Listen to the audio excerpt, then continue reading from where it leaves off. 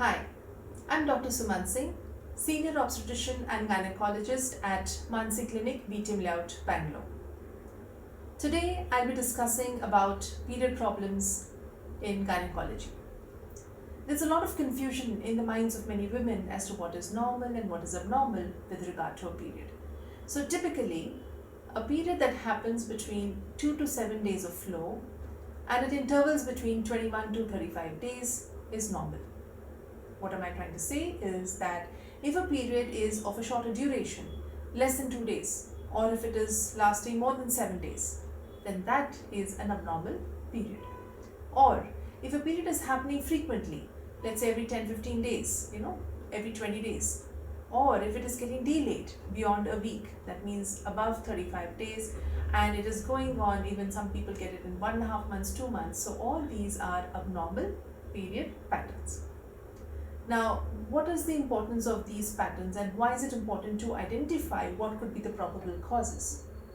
Typically, a lady who is having heavy periods comes with a history of irregular cycles. So that means she's not had a period for 1.5 to 2 months, and then when she gets a period, this goes on for a long time. These women have anovulatory cycles. Okay, so ovulation is not happening properly, and therefore, because of the hormone imbalance, the periods go on for a longer time. Some people have hyperplasia of the lining of the uterus. So the cells of the lining of the uterus start multiplying more than they should, and these women also need to be evaluated because in the future they can lead to malignancies. Some women have small growths inside the uterus like a polyp or a fibroid, and they can also cause heavy and prolonged and painful periods. On the other hand, women who have lighter flows, that means hardly for a day or two, typically can be seen in people who have polycystic ovaries. That is a common condition now because of the sedentary lifestyle that people are living, wherein the ovulation is not happening properly. It can also happen in people who have thyroid problems, people who have abnormalities in a prolactin hormone. So they need to be evaluated and specific treatment to their condition needs to be given. There are some women who have tuberculosis, especially in a country like India. Tuberculosis is quite common. Again, all these women can have lighter flows, and it's important to evaluate them and check them and treat them in time so that their fertility potential is maintained or is improved.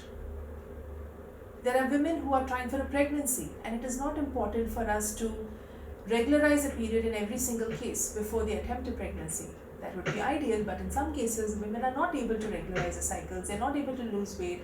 People who are very obese, PCOD patients, they have tried all their level best to lose weight, but they're not able to.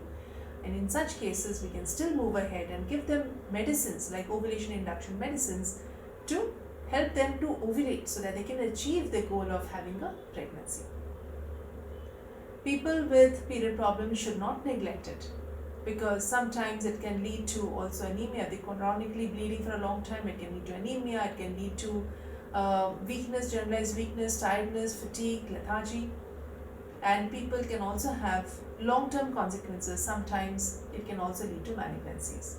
So a proper evaluation in time and a treatment can lead to optimal results.